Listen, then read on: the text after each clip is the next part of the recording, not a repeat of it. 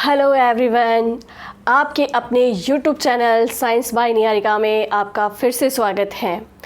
हम हमारी क्लास में पढ़ रहे थे कोशिका वाला चैप्टर, और कोशिका वाले चैप्टर में हमने कोशिका की संरचना देख ली, कोशिका का सिद्धांत देख लिया, कोशिका के सभी अंग देख लिए। आज जो हमें पढ़ना है हमारी क्लास में पादप कोशिका और जंतु कोशिका में अंतर देखना है, तो उसी से हम स्टार्ट करते हैं हमारी क्लास। तो आ जाइए फटाफट से अपनी क्लास में। आज जो हमें पढ़ना हुआ है difference between plant cell and animal cell. पादप कोशिका और जंतु कोशिका में क्या अंतर है, यानी कि कौन कौन से ऐसे अंग हैं जो पादप कोशिका और जंतु कोशिका में प्रेजेंट है और कौन से ऐसे अंग हैं जो दोनों में से किसी एक में प्रेजेंट है। तो बात करते हैं सबसे पहले कि पादप कोशिका और जंतु कोशिका में अंतर कैसे करेंगे। हमने कोशिका के अंदर जो कोशिका के अंग पढ़े थे, जो उससे पहले जो हमने कोशिका की संरचना देखी थी, तो उसमें हमने बात की थी कोशिका भित्ति के बारे में। यदि बात करें कोशिका भित्ति यानी सेल वॉल, तो ये पादप कोशिका के मैटर में अगर हम बात करें तो पादप कोशिकाओं में कोशिका भित्ति उपस्थित होती है, और पादप कोशिकाओं में जो ये कोशिका भित्ति उपस्थित होती है वो किसकी बनी होती है, तो ये कोशिका भित्ति निर्मित होती है सेलुलोज से। क्लियर है यहाँ पे। और अगर बात करें कोशिका भित्ति की, क्या ये जंतु कोशिका में उपस्थित होती है, तो बिल्कुल नहीं, जंतु कोशिका में कोशिका भित्ति अनुपस्थित होती है। तो हमने पहला अंतर देख लिया है कि पादप कोशिका में कोशिका भित्ति प्रेजेंट होती है, जबकि जंतु कोशिका में ये एब्सेंट होती है। ठीक है। फिर बात करते हैं हम हरित लवक। हरित लवक जो मैंने आपको बताए थे, प्लास्टिड के बारे में पढ़ाया था।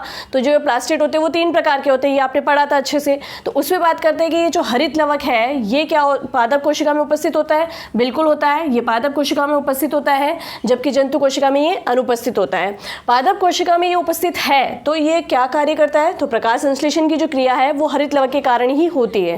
क्लियर है। फिर बात करते हैं रिक्तिकाय। रिक्तिकाय यानी वैक्यूल्स, इनका कार्य होता है जल का अवशोषण करना, है ना, और अनुपयोगी पदार्थों को अपने अंदर संग्रहित करना। तो बात करते हैं रिक्तिकाय जो है वो पादप कोशिका में उपस्थित होती है, और उपस्थित होती है तो वो कैसी दिखती है, वो आकार में बड़ी होती है। और यहाँ पर जब हमने रिक्तिकाओं के बारे में पढ़ा था तो हमने ये बहुत अच्छे से पढ़ा था कि पादप कोशिका का अगर सबसे बड़ा अंग पूछे तो पादप कोशिका के अंदर सबसे बड़ा अंग होती है उसकी रिक्तिकाएं, और उसका आकार बड़ा होने के कारण ही पादप कोशिका के अंदर जो केंद्रक होता है वो थोड़ा परिधि पे होता है, जबकि जंतु कोशिका में इनका आकार कैसा होता है, छोटे आकार का होता है, और उनकी वजह से जो केंद्रक है वो जंतु कोशिका में बिल्कुल केंद्रक में स्थित होता है ना। चलिए फिर बात करते हैं पादप कोशिका के अंदर फिर बात करते हैं हम तारककाय पे। इसके पॉइंट ऑफ व्यू से देखें तो तारककाय यानी सेंट्रोसोम, ये पादप कोशिकाओं में क्या होता है, पादप कोशिकाओं में ये अनुपस्थित होता है, जबकि ये जंतु कोशिका में पाया जाता है। यानी कि सेंट्रोसोम जो है वो सिर्फ और सिर्फ जंतु कोशिका में पाया जाता है। लेकिन यहाँ हम ये नहीं कहेंगे कि सिर्फ और सिर्फ जंतु कोशिका में पाया जाता है, ये 99% जंतु कोशिका में होता है, और उन छोटे पादपों में ये होता है सेंट्रोसोम। ठीक है। बड़े पादपों में सेंट्रोसोम नहीं होगा, लेकिन छोटे पादपों में सेंट्रोसोम जरूर होगा, क्योंकि ये कार्य क्या करता है, कोशिका विभाजन का कार्य करता है। क्लियर हुई ये बात। चलिए फिर बात करते हैं गोल्जिकाय यानी गोल्गी बॉडी। गोल्गी बॉडी की हम बात करें तो ये पादप कोशिकाओं में भी होता है, जंतु कोशिकाओं में भी होता है। पादप कोशिकाओं में ये कम विकसित होता है, और जबकि जंतु कोशिकाओं में ये अधिक विकसित होता है, और सबसे सक्रिय अंग होता है जंतु कोशिका में। हमने जब गोल्गी बॉडी पढ़ा था तो हमने ये भी एक डिफरेंस देखा था कि पादप कोशिका के अंदर जो ये गोल्जिकाय होते हैं इनको क्या कहते हैं, डिक्टियोसोम कहते हैं, जबकि जंतु कोशिका के अंदर ये किस प्रकार का होता है, बिखरी हुई अवस्था में होता है। तो ठीक है। फिर हमने बात की थी कि केंद्रक, अभी जस्ट मैंने जब आपको रिक्तिका के बारे में पढ़ाया था तो कि रिक्तिका का आकार बड़ा होने के कारण जो केंद्रक है वो पादप कोशिका में परिधि की ओर होता है। क्लियर हो ये बात। और जबकि जंतु कोशिका में बिल्कुल ये मध्य भाग में होता है, बिल्कुल सेंटर में होता है। फिर बात करते हैं कि संचित भोजन। अगर बात करें पादप कोशिका में, तो पादप कोशिका अपने अंदर भोजन किस रूप में संचित करती है, तो स्टार्च के रूप में संचित करती है। क्लियर हुआ। स्टार्च क्या है, लाइक कार्बोहाइड्रेट। ठीक है। और अगर हम बात करें जंतु कोशिका की, तो जंतु कोशिका में ये क्या किस रूप में संचित करती है, ग्लाइकोजन के रूप में। ग्लाइकोजन भी क्या है, कार्बोहाइड्रेट है, दोनों ही कार्बोहाइड्रेट के रूप है, लेकिन यहाँ पर पादप कोशिका में संचित भोजन स्टार्च के रूप में होता है, जबकि जंतु कोशिका में ये ग्लाइकोजन के रूप में होता है। तो ये हमने दोनों में अंतर देख लिए हैं, कोशिका भित्ति को लेके, हरित लवक को लेके, रिक्तिका को लेके, तारककाय, गोल्जिकाय, केंद्रक और संचित भोजन को लेके। क्लियर हुआ। फिर एक बात करते हैं जो मोस्ट इंपॉर्टेंट है कि पादप व जंतु कोशिका की योजक कड़ी। योजक कड़ी किसे कहते हैं, मतलब दो लोगों के बीच में कोई ऐसा एक तीसरा खड़ा हो जिसके अंदर दोनों के बराबर गुण आते हो, ठीक है ना। तो यहाँ पर योजक कड़ी की हम बात करें तो पादप कोशिका और जंतु कोशिका की योजक कड़ी होती है युग्लिना, ठीक है। अब ये युग्लिना क्या है, इसके अंदर हरित लवक उपस्थित होता है। ये मेनली वैसे तो जंतु कोशिका है, लेकिन इसमें हरित लवक उपस्थित है, और जबकि हरित लवक सिर्फ और सिर्फ किस में होता है, पादप कोशिका में। जंतु कोशिका होते हुए भी ये एक पादप कोशिका का गुण लेके बैठा है, इस कारण से इसको पादप एवं जंतु कोशिका की योजक कड़ी कहते हैं। क्लियर हुआ यहाँ पे? चलिए आप इसका स्क्रीनशॉट ले लीजिए, इसके बाद हम पढ़ेंगे प्रोकैरियोटिक और यूकैरियोटिक कोशिकाएं। जल्दी से आप इसका स्क्रीनशॉट लें। चलिए हमने पादप कोशिका और जंतु कोशिका में अंतर देख लिए हैं। अब हम नेक्स्ट बात करते हैं प्रोकैरियोटिक और यूकैरियोटिक कोशिकाओं में अंतर की बात करते हैं, ठीक है। हम पढ़ रहे हैं प्रोकैरियोटिक कोशिका और यूकैरियोटिक कोशिका में क्या अंतर है और क्या समानताएं हैं इसके बारे में। पहले हम देख लेते हैं कि प्रोकैरियोटिक कोशिका कौन सी होती है और यूकैरियोटिक कोशिका कौन सी होती है। जब हमने ये चैप्टर स्टार्ट किया था तो मैंने आपको इसको अच्छे से डिफरेंस करके बताया था, जो इसका सबसे मेन पॉइंट था कि प्रोकैरियोटिक कोशिका क्या है और यूकैरियोटिक कोशिका क्या है। प्रोकैरियोटिक कोशिका की बात करें तो ये जो प्रोकैरियोटिक शब्द है ये दो शब्दों से मिलकर बना है, प्रो और कैरियन। प्रो का मतलब क्या होता है, प्रो का मतलब होता है आदिम या पुराना, या जिसको आप कह सकते हो कि अविकसित है ना, अल्प विकसित हो सकता है या अविकसित होता है, ठीक है। और कैरियन का मतलब होता है केंद्रक। यानी कि ये जो प्रोकैरियोटिक और यूकैरियोटिक कोशिका है इसके अंदर सबसे मेन जो डिफरेंस है वो हम केंद्रक की उपस्थिति या अनुपस्थिति को लेकर करते हैं, और उसी के आधार पर इनका नाम रखा गया है प्रोकैरियोटिक कोशिका और यूकैरियोटिक कोशिका। और यू का अगर हम यूकैरियोटिक की बात करें तो यूकैरियोटिक भी दो शब्दों से मिलकर बना है, यू और कैरियन। यू का यहाँ पे मतलब होता है सुविकसित या नया, और कैरियन का मतलब होता है केंद्रक। क्लियर हुआ यहाँ पे? तो प्रोकैरियोटिक ऐसी कोशिकाएं होंगी जिसके अंदर केंद्रक जो है वो या तो आदिम या पुराना होगा। इसको आदिम या पुराना क्यों कहेंगे? प्रोकैरियोटिक कोशिका को जब हम, ये इतनी छोटी कोशिकाएं होती है कि इनको हम खुली आंखों से नहीं देख सकते, इनको देखने के लिए हमें माइक्रोस्कोप की आवश्यकता होती है।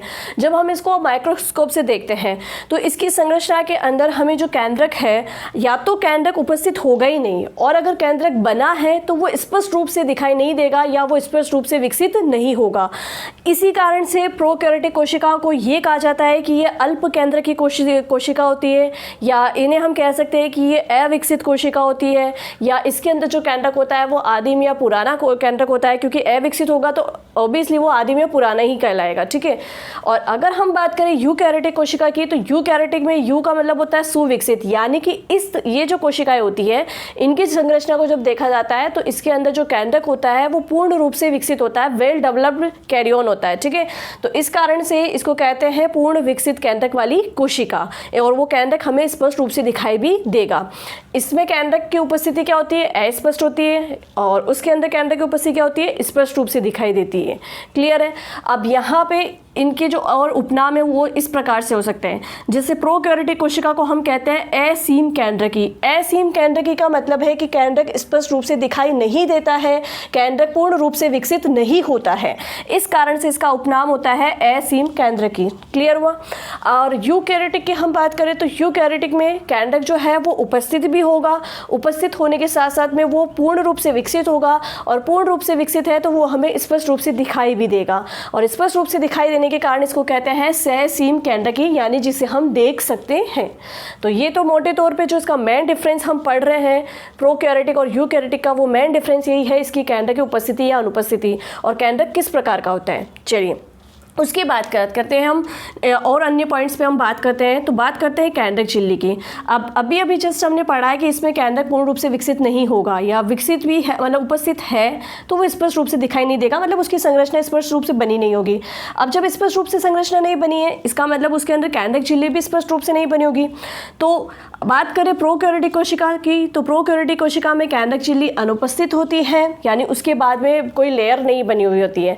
आप इसको ऐसे भी समझ सकते हो कि मान लो ये प्रोकैरियोटिक कोशिका है और इसके अंदर ये केंद्रक है, इधर ये यूकैरियोटिक कोशिका है, इसके अंदर ये केंद्रक है। अगर इस वाले केंद्रक की हम बात करें तो इसके बाहर कोई कवर नहीं होगा, ठीक है, इसके बाहर कोई कवर नहीं होगा। इसका मतलब ये केंद्रक झिल्ली इसमें क्या होगी, अनुपस्थित होगी, क्योंकि ये स्पष्ट रूप से नहीं बन रही है, स्पष्ट रूप से हमें दिखाई नहीं दे रही है। जबकि इसके अंदर बाहर एक लेयर होगी, यानी ये पूरी तरीके से ये लेयर इसकी बनी हुई होगी, स्पष्ट रूप से हमें दिखाई देगी। तो इसके आधार पे केंद्रक झिल्ली प्रोकैरियोटिक कोशिका में तो अनुपस्थित होती है, जबकि यूकैरियोटिक कोशिका में ये केंद्रक कैंडक झिल्ली उपस्थित होती है। चलिए फिर बात करते हैं कि जब हमने कोशिका के अंग पढ़े तो हमने पढ़ा था कैंडक में एक छोटी संरचना और होती है जिसे कहते हैं केंद्रिका। अब यहाँ पर कैंडक स्पष्ट ही नहीं है, यानी पूर्ण विकसित है ही नहीं, और जब पूर्ण विकसित नहीं है तो इसके अंदर केंद्रिका क्या होगी, अनुपस्थित होगी।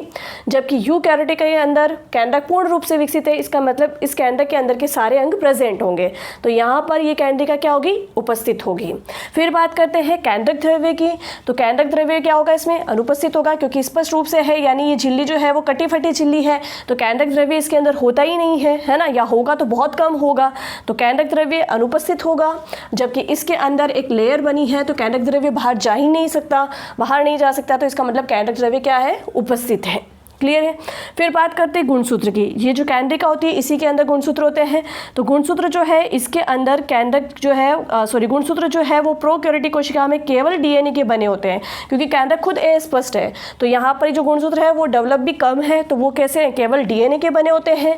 जबकि अगर हम बात करें यूकैरियोटिक कोशिका की, तो यूकैरियोटिक कोशिका में ये कैंडक डीएनए प्लस हिस्टोन प्रोटीन के बने होते हैं। तो हमने प्रोकैरियोटिक कोशिका और यूकैरियोटिक कोशिका में जो अब तक के अंतर देखे हैं, इनका आप 1 मिनट के लिए स्क्रीनशॉट लें, फिर आगे इसके और आगे हम बात करते हैं, आगे और डिफरेंस देखते हैं। चलिए, आपने पिछला स्क्रीनशॉट ले लिया होगा, अब नेक्स्ट हम आगे पढ़ते हैं और अंतर। अगर हम बात करें प्रोकैरियोटिक कोशिका की, तो प्रोकैरियोटिक कोशिका में झिल्ली युक्त कोशिकांग जो है वो अनुपस्थित होते हैं, जबकि यूकैरियोटिक कोशिका में ये उपस्थित होते हैं। तो झिल्ली युक्त कोशिकांग हमने पढ़े थे, एकल झिल्ली युक्त कोशिकांग, दोहरी झिल्ली युक्त कोशिकांग, तो वो सभी के सभी इसमें क्या होता है, एब्सेंट होते हैं, जबकि यूकैरियोटिक में प्रेजेंट होते हैं। अब झिल्ली युक्त कोशिकांग एब्सेंट है तो प्रोकैरियोटिक कोशिका में श्वसन अंग कौन सा होगा, तो प्रोकैरियोटिक कोशिका में श्वसन अंग होता है मीजोसोम। ये एक प्रकार की गोलाकार संरचना होती है जिसके द्वारा प्रोकैरियोटिक कोशिका अपना श्वसन का कार्य करती है। और अगर यूकैरियोटिक कोशिका की बात करें तो यूकैरियोटिक कोशिका के अंदर झिल्ली युक्त कोशिकांग प्रेजेंट होते हैं, तो वो श्वसन क्रिया किसके द्वारा करती है, माइटोकॉन्ड्रिया के द्वारा। माइटोकॉन्ड्रिया का श्वसन केंद्र कहते हैं क्योंकि इसके अंदर क्रेब्स चक्र पाया जाता है और एटीपी अणु ऊर्जा के निर्माण होते हैं। फिर बात करते हैं प्रकाश संश्लेषण की, तो यहाँ पर प्रकाश संश्लेषण प्रोकैरियोटिक कोशिका के अंदर जो क्लोरोप्लास्ट होता है यानी हरित लवक जो है वो एब्सेंट होता है, तो यहाँ पे प्रकाश संश्लेषण की क्रिया नहीं होगी, या अगर होगी तो आंतरिक झिल्लियों के द्वारा होगी। ठीक है। और यहाँ पर यूकैरियोटिक कोशिका की बात करें तो यूकैरियोटिक कोशिका के अंदर जो पादप कोशिकाएं होती है उसके अंदर प्रकाश संश्लेषण किसके द्वारा होता है, प्रकाश संश्लेषण हरित लवक के द्वारा होता है। इसका मतलब यहाँ पे क्लोरोप्लास्ट क्या होगा, उपस्थित होगा और प्रकाश संश्लेषण की क्रिया होगी। लेकिन यूकैरियोटिक कोशिका के अंदर जंतु कोशिका की हम बात करें तो वहाँ प्रकाश संश्लेषण की क्रिया नहीं होगी। फिर नेक्स्ट बात करते हैं कि जनन की बात करें, रिप्रोडक्शन की बात करें तो प्रोकैरियोटिक कोशिका के अंदर रिप्रोडक्शन या जनन किस प्रकार का होता है, तो इसमें कायिक विधि द्वारा और अलैंगिक विधि द्वारा होता है। ठीक है। अगर यही बात करें हम यूकैरियोटिक कोशिका में, तो यूकैरियोटिक कोशिका में ये जो जनन होता है वो कायिक विधि द्वारा भी होता है, लैंगिक विधि द्वारा भी होता है और अलैंगिक विधि भी द्वारा होता है, यानी सभी प्रकार से उसके अंदर रिप्रोडक्शन होता है। ठीक है। फिर बात करते हैं कोशिका भित्ति की, तो पादप कोशिका के अंदर भी कोशिका भित्ति पाई जाती है और यूकैरियोटिक कोशिका जो होती है, यूकैरियोटिक कोशिका में जो पादप कोशिका होती है उसमें कोशिका भित्ति पाई जाती है। तो इधर कोशिका भित्ति किसकी बनी होती है, प्रोकैरियोटिक कोशिका की कोशिका भित्ति प्रोटीन तथा कार्बोहाइड्रेट की बनी होती है, और जबकि यूकैरियोटिक कोशिका के अंदर कोशिका भित्ति जो है वो सेलुलोज से निर्मित होती है। फिर नेक्स्ट बात करें लाइसोसोम की, तो लाइसोसोम जो है वो प्रोकैरियोटिक कोशिकाओं में अनुपस्थित होता है। तो ये जो प्रोकैरियोटिक कोशिका है इसके अंदर लाइसोसोम एब्सेंट होता है, इस कारण से इन कोशिकाओं का जीवन काल भी क्या होता है, कम होता है। ठीक है। और इस तरफ अगर हम बात करें तो लाइसोसोम यूकैरियोटिक कोशिका में उपस्थित होता है, तो इनका जीवन काल क्या होता है, थोड़ा अधिक होता है। फिर बात करते हैं कोशिका विभाजन की, सेल डिवीजन की, तो प्रोकैरियोटिक कोशिका के अंदर जो कोशिका विभाजन होता है वो असूत्रीय प्रकार का होता है। ठीक है। जबकि अगर हम बात करें यूकैरियोटिक कोशिका की, तो इसके अंदर अर्धसूत्रीय और समसूत्रीय प्रकार से कोशिका विभाजन होता है। अब ये असूत्रीय कोशिका विभाजन, अर्धसूत्रीय कोशिका विभाजन, समसूत्रीय कोशिका विभाजन जब हम कोशिका विभाजन पढ़ेंगे तब मैं ये समझाऊंगी। ठीक है। तो यहाँ पर हमने प्रोकैरियोटिक और यूकैरियोटिक कोशिका में भी अंतर बहुत अच्छे तरीके से देख लिया है। तो यहाँ हमारा फाइनली कोशिका वाला चैप्टर आज फिनिश होता है और हमने सब कुछ बहुत अच्छे से पढ़ा है। और आपको मैं इसी के साथ में यही कहूँगी कि आप इस चैप्टर को रिवाइज करते रहें। आप 1 से 2 बार, मतलब सप्ते में 1 बार इसको एक बार नज़र से भी देखेंगे इस टॉपिक को। अगर आपने मेरे ये वीडियो देख के अगर आपने नोट्स बनाए हैं तो आप सप्ते में 1 बार इस टॉपिक को पूरा अच्छे से 1 बार देख लीजिए। ऐसे करके जब आप 3 सप्ते तक इसको 3 बार देखेंगे तो ये टॉपिक पूरे अच्छे तरीके से आपके दिमाग में बैठ जाएगा। ठीक है। चलिए, और इसी के साथ में मैं आपको फिर से अग्रिम शुभकामनाएं दूंगी। जिनका भी कल CET में अच्छे स्कोर के साथ सिलेक्शन हुआ है उनको मेरी तरफ से अग्रिम शुभकामनाएं कि वो जल्दी से अपनी एक नई एनर्जी के साथ में अब वैकेंसीज की तैयारी में लग जाए। कंपटीशन बहुत ज़्यादा होता है, तो आप अभी से अपनी तैयारी में लग जाए। श्योरली आपको सिलेक्शन ज़रूर मिलेगा। और आपकी हेल्प के लिए मैं हमेशा तैयार रहूँगी। साइंस से रिलेटेड जो भी टॉपिक्स आपको पढ़ने होंगे आप प्लीज़ कमेंट बॉक्स में कमेंट करें, मैं आपकी हेल्प करूँगी और वो चैप्टर आपको यहाँ पर अपने चैनल पे क्लियर करवाऊँगी।